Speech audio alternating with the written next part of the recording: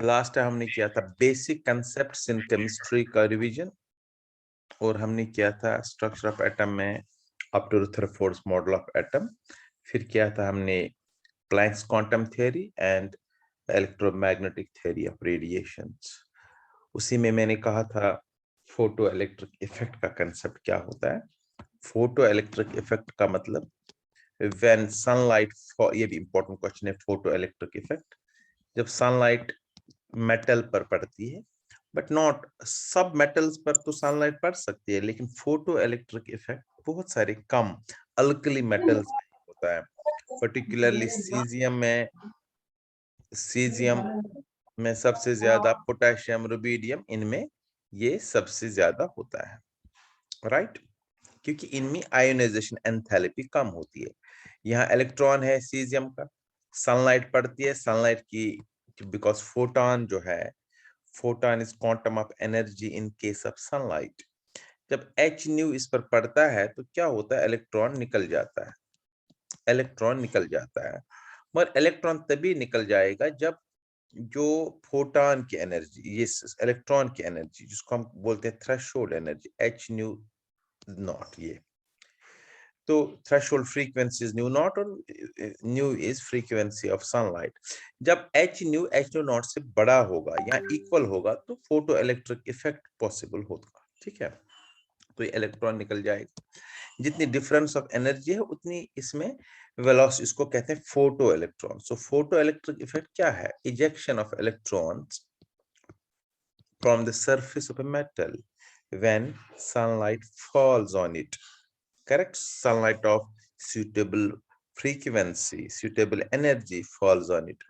तो नॉर्मली मैंने कहा ये एंट्रेंस में भी आता है, सीजियम, रुबिडियम, पोटेशियम में सबसे ज्यादा ये होता है due to low least ionisation enthalpy, photo electric effect, और अल्कली मेटल्स हम लिख सकते हैं।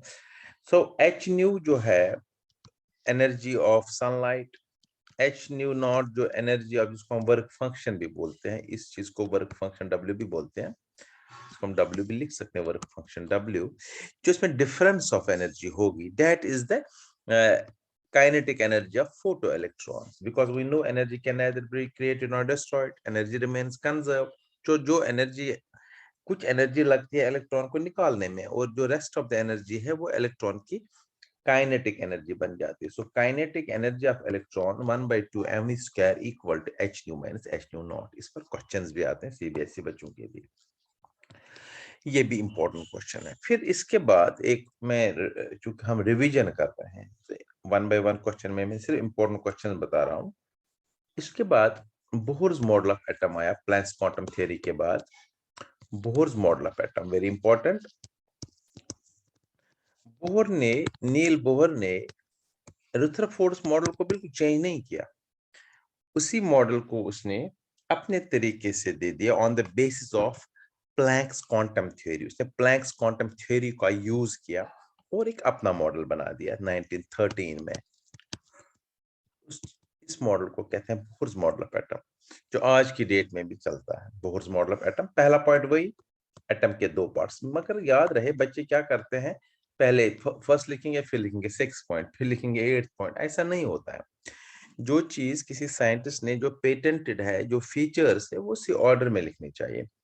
तो पहला feature, atom consist of 2 parts, one is nucleus और दूसरा एक्स्ट्रा न्यूक्लियर पार्ट। बिल्कुल जो रदरफोर्ड्स मॉडल में भी था वही बोर्स मॉडल ऑफ एटम में भी है, एक्स्ट्रा न्यूक्लियर पार्ट, राइट। ये पहला फीचर। दूसरा, न्यूक्लियस जो है, अब देखेंगे न्यूक्लियस में क्या होता है। न्यूक्लियस में प्रोटॉन्स होते हैं, उस टाइम प्रोटॉन्स ही डिस्कवर्ड थे, एंड नाउअडेज इलेक्ट्रॉन्स, क्योंकि न्यूट्रॉन्स डिस्कवर हुए थे 1932 में। तो लिख सकते हैं न्यूक्लियॉन्स होते हैं न्यूक्लियस में, protons and neutrons present in the nucleus. जो whole mass of an atom है वो न्यूक्लियस में ही होता है, क्योंकि इलेक्ट्रॉन्स का नेग्लिजिबल मास होता है। होगा दूसरा फीचर।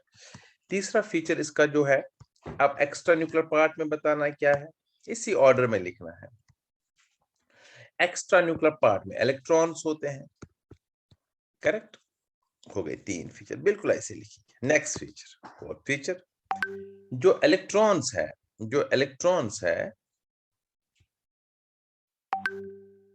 इलेक्ट्रॉन जो है इलेक्ट्रॉन्स रिवॉल्व करते हैं अराउंड, इलेक्ट्रॉन्स जो होते हैं न्यूक्लियस के अराउंड, ये न्यूक्लियस है, न्यूक्लियस के अराउंड इलेक्ट्रॉन रिवॉल्व करते हैं, जो रुदरफोर्ड ने कहा था ऑर्बिट्स, राइट। अब इसने क्या कहा, इसने कहा electrons are revolving around the nucleus in fixed paths orbits, बिल्कुल सही यहां तक, बट इसने ऑर्बिट के लिए एक अलग वर्ड कॉइन किया, ये बोहर ने।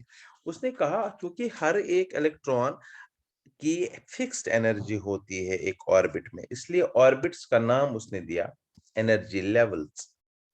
सो orbits are known as energy levels.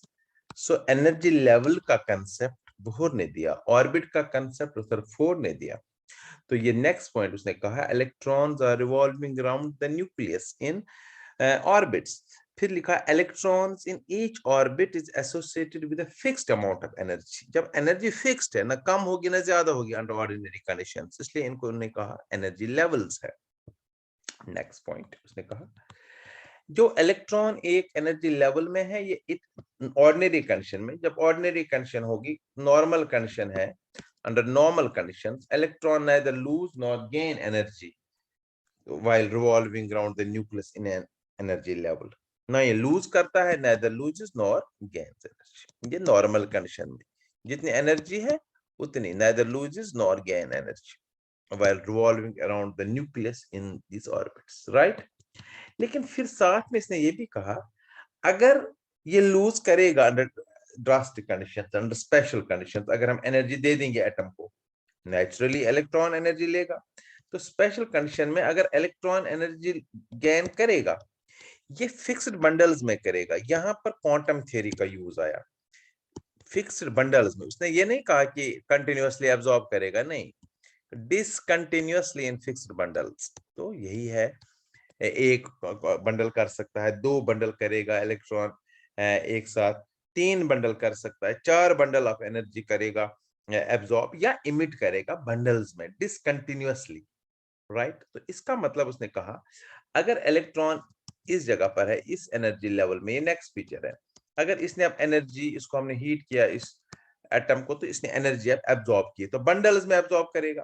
तो इसने बंडल में एक बंडल आ गया, इस इलेक्ट्रॉन को एक बंडल ऑफ एनर्जी आ गया, तो इसकी एनर्जी ऑटोमेटिकली बढ़ जाएगी। तो सपोज इस वाले ऑर्बिट जैसी एनर्जी, जो इस एनर्जी लेवल में एनर्जी है उतनी आएगी, तो ये जंप करेगा ना। ये अगर ये कंटिन्यूअसली एब्जॉर्ब करता तो ये चल के जाता, स्लोली स्लोली जाता, लेकिन ये बंडल में डिसकंटिन्यूअसली करेगा एनर्जी, तो ये दूसरे ग्रुप है। मान लीजिए यहाँ पर एक पर्सन यहाँ पर है, सपोज इसकी एनर्जी, सपोज मैं कह रहा हूँ 4 है, यहाँ फिर दूसरा पर्सन इसकी 6 है, तो इस 4 वाले ने 2 बंडल एब्जॉर्ब किए तो 6 बन गया, तो ये अब चल के थोड़ी जाएगा, अब इसकी एनर्जी 6, तो ये जंप करेगा, यहाँ jumps to the higher energy level. ये बड़ा इंपॉर्टेंट पॉइंट है, इसी के बेस पर हम हाइड्रोजन स्पेक्ट्रम एक्सप्लेन करते हैं। This is very important point of this theory. So when an electron absorbs energy or emits energy, it does so discontinuously in fixed bundles. When an energy jumps to the higher energy level, correct, jump करेगा। So यहाँ पर अगर energy E1 है, यहाँ पर E2 है, what is the difference of energy? Delta E, E2 minus E1, इतनी इसने absorb की। फिर जब यहाँ जाएगा, it will emit same amount of energy in coming down the shell, या जिस energy level, तो ये same amount of energy emit भी करेगा। तो उस एनर्जी का एक वेवलेंथ होती है, अगर उसको हम पास करेंगे स्पेक्ट्रम में से, वहां पर प्रिज्म में से, वहां पर एक लाइन बनेगी, that is a separate question. ये उसका आंसर है, कैसे, क्यों हाइड्रोजन स्पेक्ट्रम बनता है, या एलिमेंट्स कैसे, different atoms and different elements कैसे बनाते हैं लाइन स्पेक्ट्रा, यही बेस है। अगर ये चल के चलता और चल के वापस आता, कोई एनर्जी इमिट नहीं होती बंडल्स में, या उसकी इतनी डिफरेंस एनर्जी हम उसको मेजर भी नहीं कर सकते। सो इसलिए this feature is very important. Last feature इसका जो है एंगुलर मोमेंटम, जो MVR जो है NH/2 के बराबर होता है, मतलब एंगुलर मोमेंटम और एनर्जी दोनों के fixed values. This is a very important question, और इसी ऑर्डर में आपको ये याद करना चाहिए। अब इसके बाद नेक्स्ट क्वेश्चन देखो बेटा, मैंने अभी कहा था आपको कि एनर्जी को मैक्सवेल ने कहा is a radiation, it travels continuously, it acts as a radiation. फिर प्लैंक्स क्वांटम थ्योरी मैंने कहा, उसमें मैक्स प्लैंक ने 1901 में कहा कि 1901 में कहा कि एनर्जी जो है इट इज अ पार्टिकल, ये एक पार्टिकल है, it travels discontinuous in the form of particle. Particle means a bundle of energy. Smallest bundle of energy, photon, yeah, quantum. In case of sunlight, it is photon, and other than sunlight, it is quantum. तो radiation के base पर हम किस चीज को explain कर सकते हैं? रिफ्लेक्शन रिफ्रैक्शन को, क्योंकि वेव थ्योरी है, रेडिएशन का मतलब वेव है, वेव। सो वेव नेचर दे दिया किसने? इलेक्ट्रोमैग्नेटिक थ्योरी ऑफ रेडिएशन ने। पार्टिकल नेचर दिया किसने? प्लैंक्स क्वांटम थ्योरी ने। इन्हीं दो को आइंस्टाइन ने 1905 में ऐड करके बोला कि जो रेडिएशंस है इसका ड्यूअल नेचर है। पार्टिकल नेचर के बेस पर हम एक्सप्लेन कर सकते हैं फोटो इलेक्ट्रिक इफेक्ट, क्योंकि एक इलेक्ट्रॉन पार्टिकल है, फोटो इलेक्ट्रिक इफेक्ट, राइट। क्योंकि फोटो इलेक्ट्रिक इफेक्ट जो आज मैंने कहा, ये हम पार्टिकल नेचर के बेस पर एक्सप्लेन कर सकते हैं। वेव को भी इलेक्ट्रॉन को नहीं निकाल सकता, वेव कभी पार्टिकल को नहीं डिस्प्लेस कर सकता है।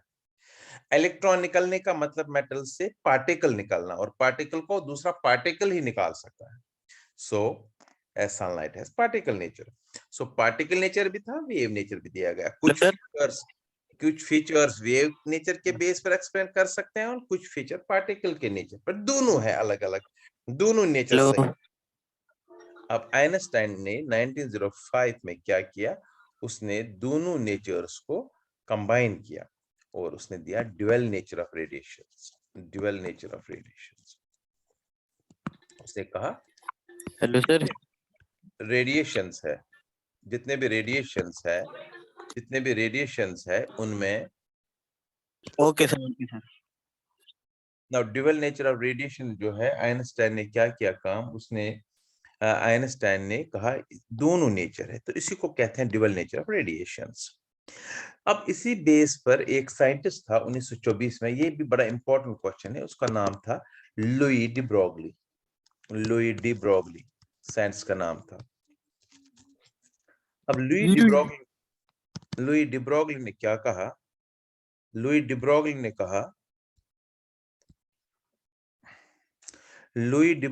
क्या कहा? उसने कहा कि जैसे पार्टिकल्स में जैसे रेडिएशन में ड्यूअल नेचर है, ऐसे ही जैसे रेडिएशंस में ड्यूअल नेचर है। अब तो ये समझ आ गया हमें, रेडिएशन में पार्टिकल नेचर भी और वेव नेचर भी है। अब उसने रेडिएशन में ड्यूअल नेचर है, अब उसने क्या किया काम? उसने लुई डी ब्रोगली ने कहा अगर रेडिएशन में दोनों नेचर है, वेव नेचर भी है, पार्टिकल नेचर भी है, तो ऐसा ही dual nature material, this is very important, ध्यान से सुनिए, मटेरियल ऑब्जेक्ट्स इन मोशन में भी है। मटेरियल ऑब्जेक्ट्स इन मोशन मतलब ये कि जो मोशन में जो मटेरियल, जैसे बस मूव कर रही है, जहाज मूव कर रहा है, बॉल मूव कर रही है, तो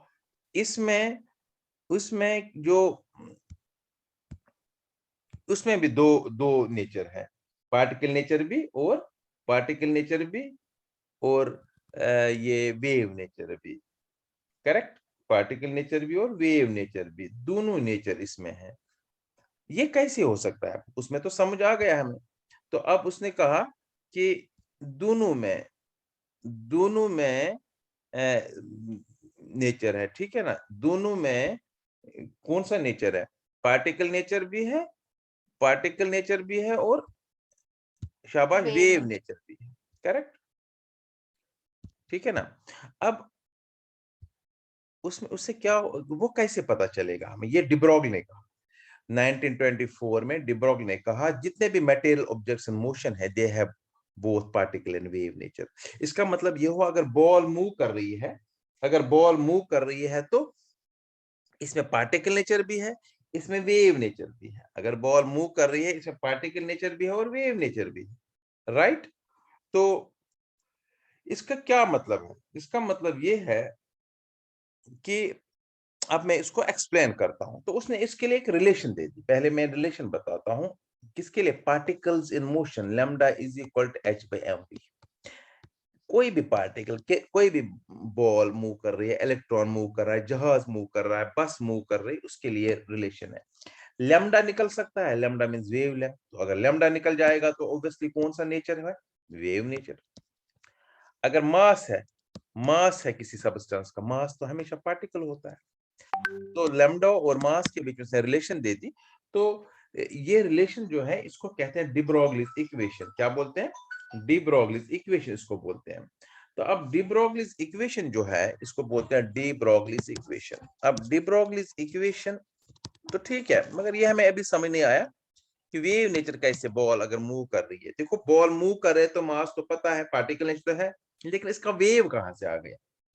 तो साथ ही में डी ब्रोगली ने यह भी कहा कि जो इसकी वेव होती है वो वेव इलेक्ट्रोमैग्नेटिक वेव नहीं है। जैसे सनलाइट से वेव आ रही है हम तक, जैसे आप कमरे में बैठे हैं तो बल्ब से वेव आ रही है आप तक, लाइट वेव। उसने कहा ऐसी वेव नहीं है, ये मैटर के साथ ही वेव रहती है, मूव नहीं करती है, उसको मैटर वेव बोलते हैं।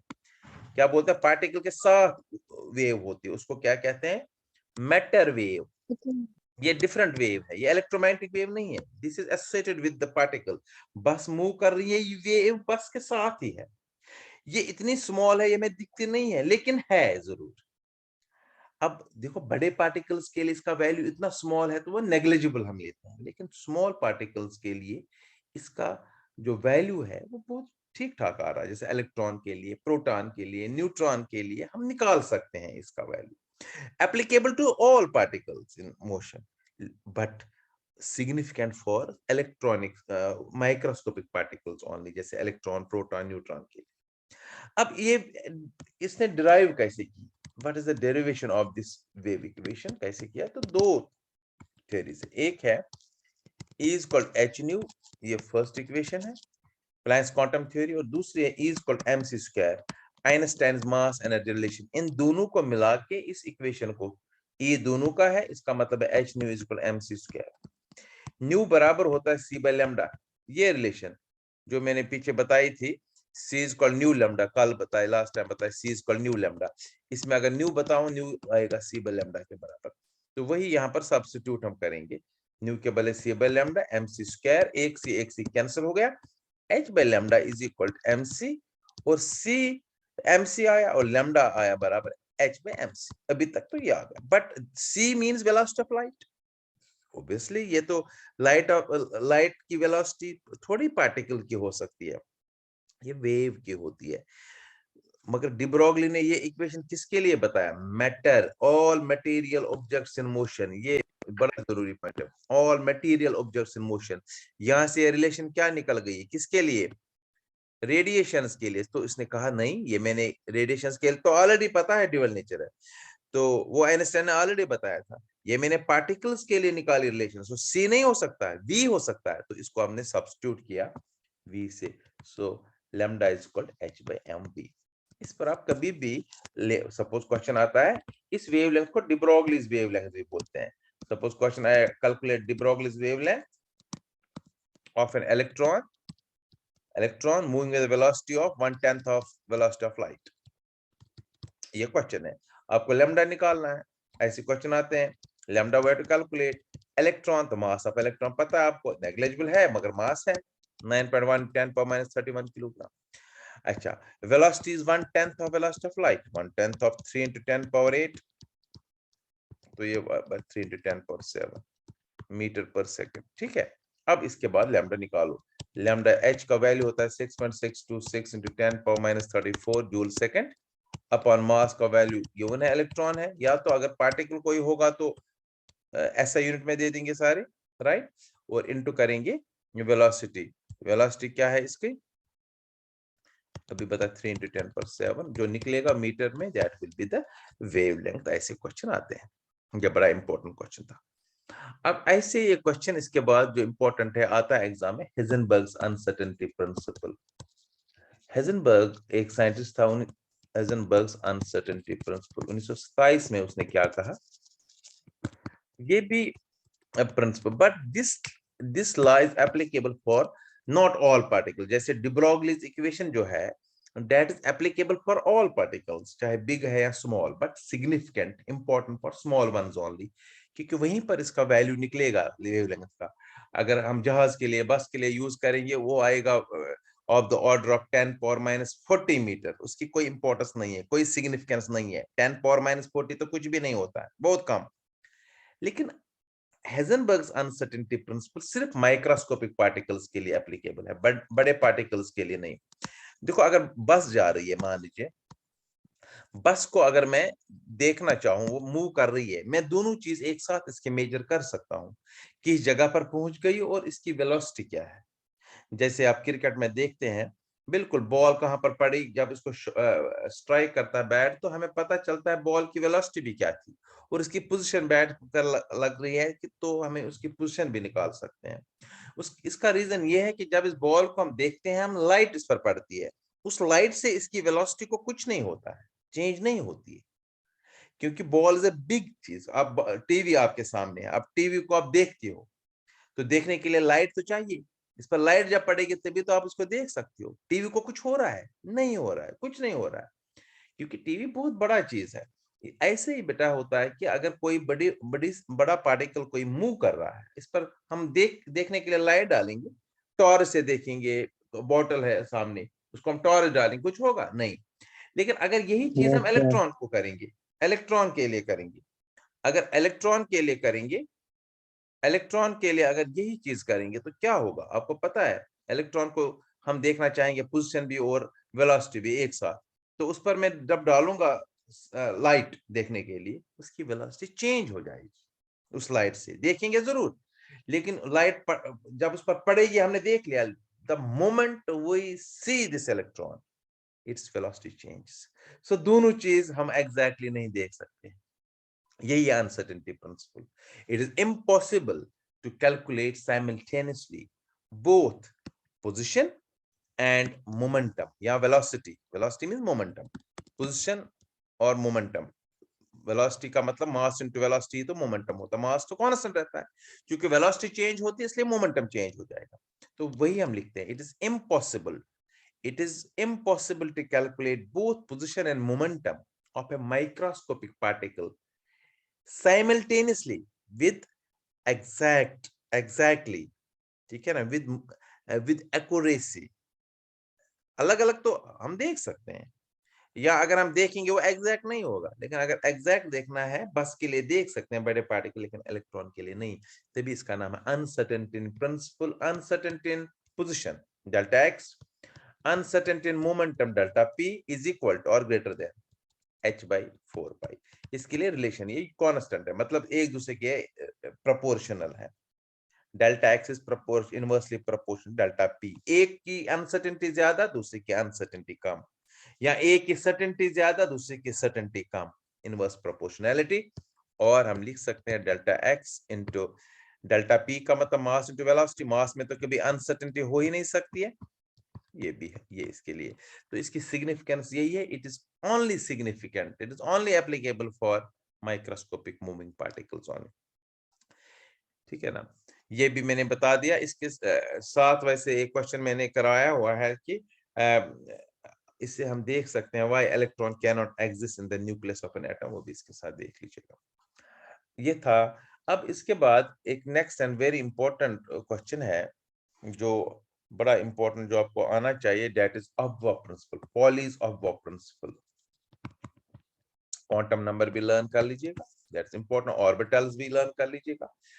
पॉलीज अबवर्ड प्रिंसिपल में एक बार फिर बता रहा हूं बेटा, ये आपने किया ही होगा, पता भी होगा कि एनर्जी लेवल्स होते हैं। जैसे फर्स्ट एनर्जी लेवल में ले लो, फर्स्ट एनर्जी लेवल में एक ही सब लेवल है, दैट इज एस, क्योंकि फर्स्ट का है तो माइनस लिखूंगा। फिर मैं लेता हूं second energy level. Second energy level में दो एनर्जी एस और पी होता है, एस भी होता है, पी भी होता है, 2s and 2p, right.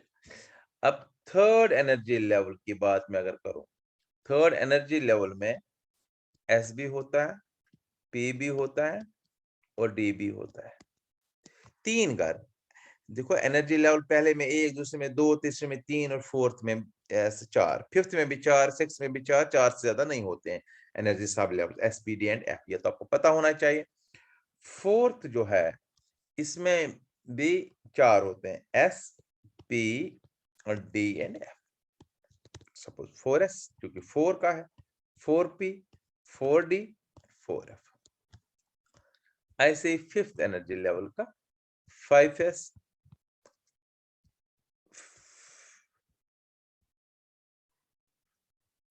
5s 5p 5d and 5, 4 से ज्यादा नहीं। अब ध्यान सुनो, मैंने कहा था आपको जब ये और इसको मिला दीजिए, क्योंकि फिलिंग ऑफ इलेक्ट्रॉन्स इस ऑर्डर में नहीं कि ये पहले शेल को पहले फिल करेंगे, दूसरे शेल को फिर बाद में, तीसरे शेल को, फोर्थ शेल को, ऐसा नहीं होता है। एनर्जी, जिसकी एनर्जी कम है, they are better seats for electron. यही है Pauli's of Wauplin's rule. It states electrons are filled in different energy subshells of an atom in the increasing order of energy. Energy subshell having lower energy is filled first, right? मतलब जिसकी कम energy है that is better seat for electron, पहले वो इसी में जाएगा। इसी के पैरेलल लाइंस डालने,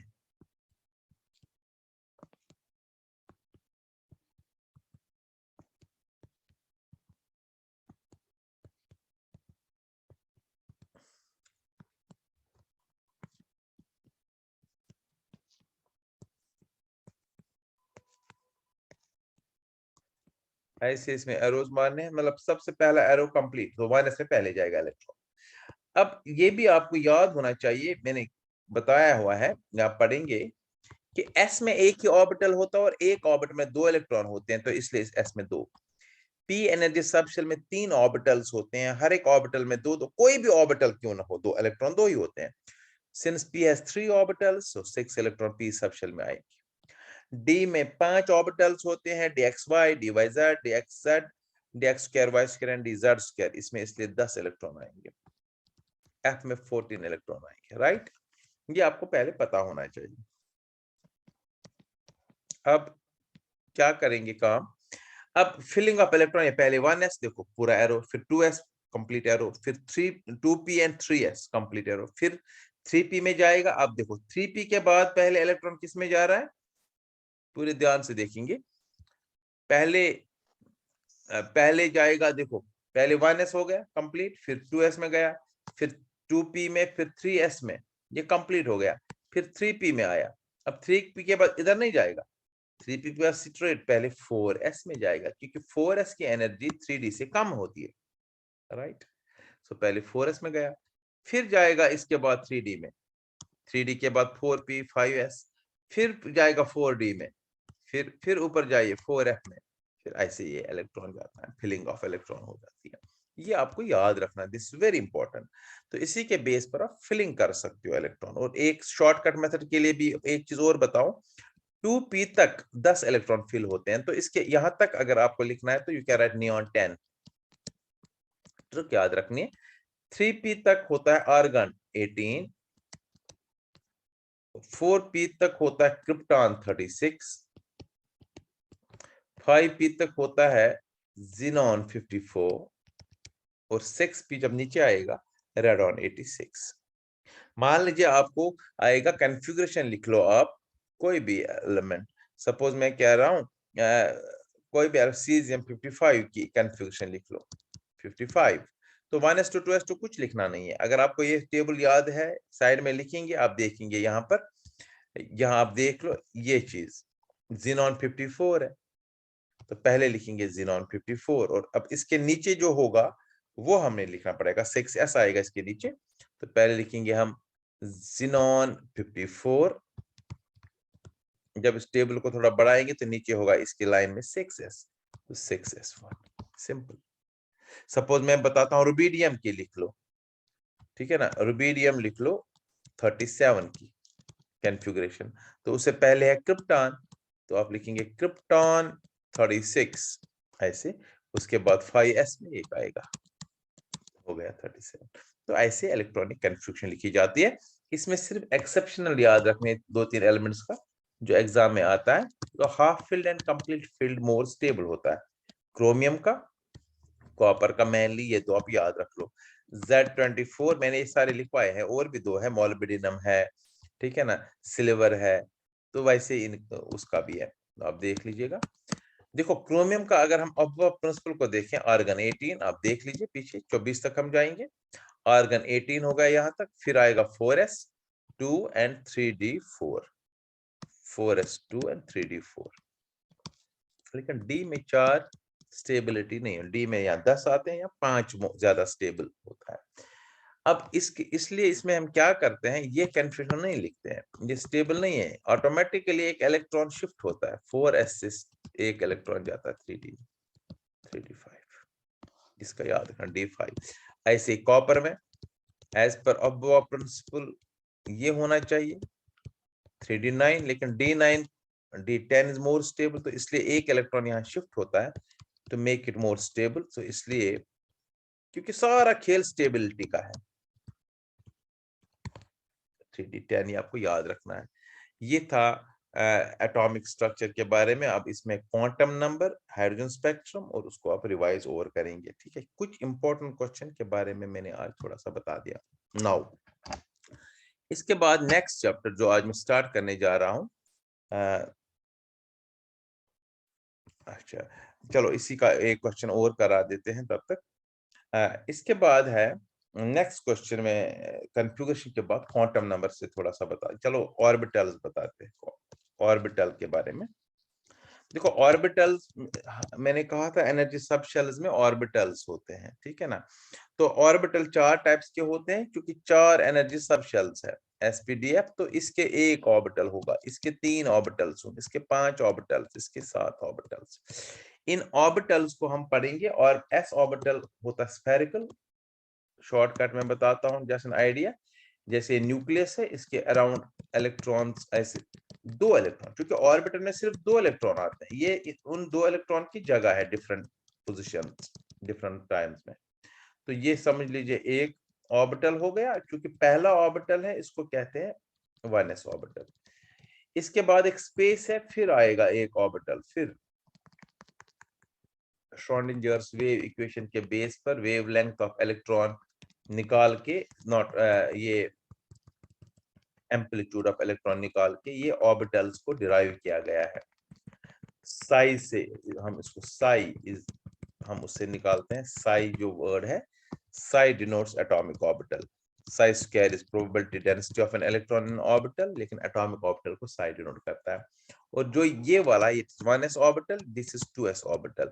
बीच में जो स्पेस है जहां कोई इलेक्ट्रॉन नहीं होता है, बहुत कम होता है, उसको हम कहते हैं नोड, ठीक है ना, या नोडल सरफेस। अब याद रखना आपको orbital is a 3 dimensional region, क्योंकि जब वेव का कंसेप्ट आया, जब ड्यूअल नेचर ऑफ मैटर का कंसेप्ट आया, फिर आया इलेक्ट्रॉन में भी ड्यूअल नेचर है, वेव तो हर डायरेक्शन में जाती है, फिर आया शेल का कंसेप्ट। तब तक एनर्जी लेवल का कंसेप्ट था, सर्कुलर आइडिया था एटम है, फिर आया नहीं जी स्फेरिकल है। जो ऑर्बिटल है या एनर्जी लेवल है या एनर्जी सब लेवल है, ये शेल्स है, they are shells, spherical ball type.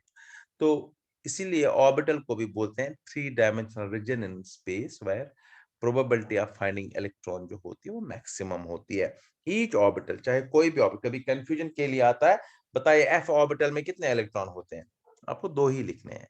बताइए डी ऑर्बिटल में कितने इलेक्ट्रॉन होते हैं, 2 ही होते हैं। अगर डी एनर्जी सबशेल आएगा उसमें 10 होते हैं, लेकिन ऑर्बिटल में हमेशा 2 ही इलेक्ट्रॉन होते हैं, कोई भी ऑर्बिटल क्यों ना हो, राइट। तो ये था नोड, यहाँ पर इलेक्ट्रॉन डेंसिटी का नहीं होती है। तो नोड्स के लिए नंबर, नोड्स निकालने के लिए फॉर्मूला है n-l-1। अब ये l क्या है, l is energy subshell, जो मैंने अभी ऊपर बताया s p d and f। s के लिए l का वैल्यू 0 1 2 एंड 3 क्वांटम नंबर में समझ आएगा अभी। तो क्योंकि s के लिए l का वैल्यू 0 है, तो इसलिए नोड्स यहाँ पर n-1। सपोज आपको आएगा 5s में कितने नोड्स हैं, 5-1 4 नोड्स। 6s में कितने हैं, 6-1 5 नोड्स। 2s में कितने हैं, 1s में कितने हैं, 1-1 0, तो 1s तक तो कोई भी नहीं था, देखो 1s तक तो कोई गैप नहीं थी। तो ये था ऑर्बिटल्स। फिर p ऑर्बिटल का concept. Next, p orbital dumbbell होता है, वो स्फेरिकल होता है, s ये डंबल होता है। Dumbbell means like this, dumbbell shape. तो probability of finding electron is same in either of the two lobes. Each p energy subshell में 3 orbitals होते हैं, एक को कहते हैं px, एक को py और pz। जो जो x एक्सिस में है उसको px बोलेंगे, अगर ये x एक्सिस में है इसको px बोलेंगे, अगर y एक्सिस में है होते तो साथ में है, लेकिन मैं अलग अभी बना रहा हूँ, ये y एक्सिस में है तो इसको py नाम, p के नीचे y छोटा सा, और चूंकि 3 डायमेंशनल है तो एक है z एक्सिस में, इसको हम pz बोल देंगे, राइट। px py pz होते ऐसे हैं ये तीनों एक साथ, लाइक दिस।